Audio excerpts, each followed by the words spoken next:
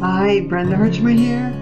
Welcome to FF104, Part 4 of Outcome-Focused Leadership. In this Part 4, we're going to share information about outcomes at a micro or an individual level. I love this quote from United Way of America because I think it sums up a way of thinking about outcomes versus outputs. It's not how many worms the bird feeds its young, but how well the fledgling flies. I mean, I like to think we think about that in terms of raising our kids, but I think it also applies to the important work that you are all doing. That it's really not about the worms that we feed them. It's really how well they're flying.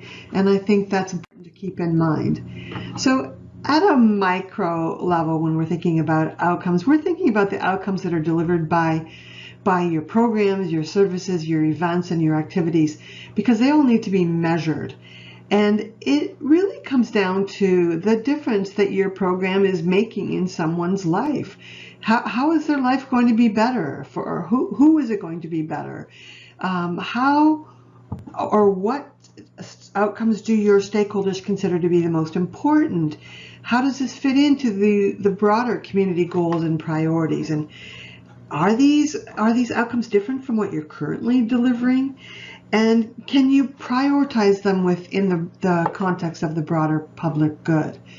So it's a lot of different things, but really what it comes down to is thinking about these in terms of the benefits or the changes. And United Way did a lot of research on this and ended up dividing the benefits or changes into 7 different categories. And I found that this was really important in terms of helping you really nail or even to think about specific outcomes. So I put it into those categories into this chart to provide you with some examples if you're not familiar with outcomes, because typically the outcomes that are achieved by individuals really can be put into these different categories. Are they learning new knowledge? Are they increasing skills? Knowledge and skills are the easiest ones to start with, and your initiative isn't going to deliver on all of these categories, but this is a good place to start to think, well, are we going to provide new knowledge? Are we going to increase skills? If so, what are they? Are we going to change attitudes or change values? Are we going to change behaviors? Are we going to improve conditions? Or are we going to alter status?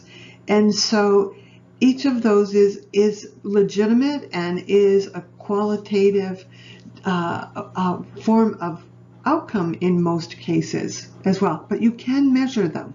That's what's really important. So when you put this together in an outcome model, also known as a logic model, it is important to begin with those outcomes that those categories can help you generate. So begin with those outcomes, as you can see on the bottom here, then get to the inputs, the activities, and the outputs, and that takes you right around to being able to deliver those benefits. So these are defined in the worksheet that you've been provided with. This is another resource that I thought might be helpful for you. This is from Bloom's taxonomy and talks about different levels of complexity for outcomes. And this one, for me, in terms of training, has been especially important because the easiest form of learning to deliver as an outcome is knowledge. And then as you move up the hierarchy, it goes to understand, apply, analyze, evaluate, and create. And in some cases, there are indicators of our outcomes, or our outcomes themselves will be rudimentary in terms of helping people remember information, but we also want to get to the more complex outcomes of understanding and applying and analyzing and evaluating and creating. And these words will help you write those outcomes, because at the base level, at the knowledge level, when you're writing an outcome, you can begin with words like define or describe or state or list. But as you move up the hierarchy, you get to understand, and you get to apply and analyze, and the words change. So it really can be an important jumping off point for writing impactful outcomes.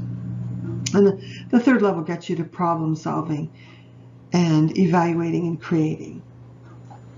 Okay, so that's just there as a resource for you.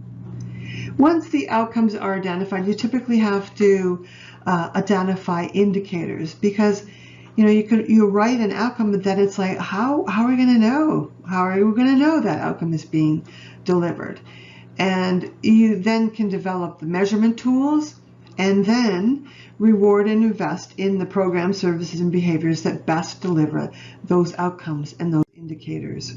And there's some additional information about a good indicator and what it looks like. And again, that is a resource for you when you start digging into the actual work of writing outcomes and indicators. And the measurement tools, the next module we're going to tackle is about measurement, and so we'll be providing more information about the actual measurement tools. But again, this is here for your reference. So I want to end on this slide because there are challenges in implementing outcome measurement. It is a paradigm shift. There is no doubt about it. It isn't easy, and it will take time. It takes some resources. It requires some expertise. Some outcomes are more difficult to measure than others. Some outcomes are going to take longer to measure. And the challenging part is that some funders are going to ignore all of the above. But the thing is that if you get this right, it will make everything so much easier, and it will raise not only the credibility of your organization, but it'll raise your credibility as well. It will definitely be the best investment you ever make.